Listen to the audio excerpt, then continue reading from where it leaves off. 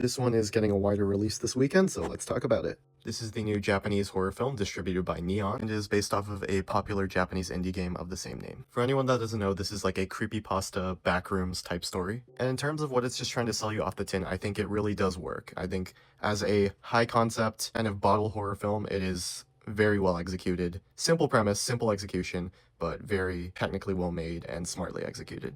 I think it's very successful in the atmosphere that it's trying to create, and I think a large part of that comes from its visual presentation. There's a lot of first-person POV shots, long takes that the camera utilizes, and I think it all really works to emulate the experience of playing this game, which I have no familiarity with, but I really do feel like I got a good sense of what Exit 8, the experience is like. And honestly, as someone unfamiliar with the Exit 8 video game, I was surprised that this went beyond just being like a popcorn horror flick. Like, there is some depth to this main character and like the journey he's going on. It's nothing narratively complex or even life-changing, but I do think a lot of what it's going for thematically does elevate this movie from just being a simple horror film.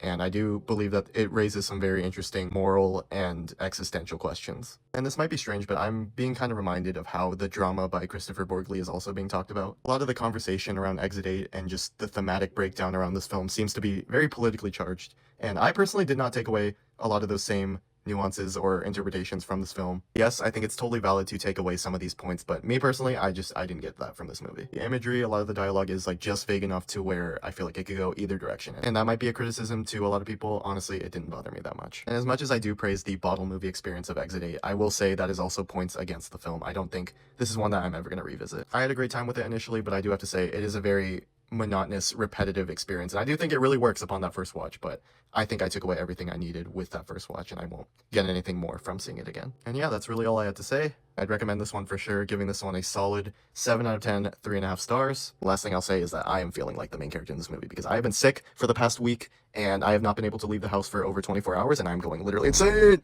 I hope you guys will check this one out. Let me know what y'all thought, but that's it for me. Okay, bye.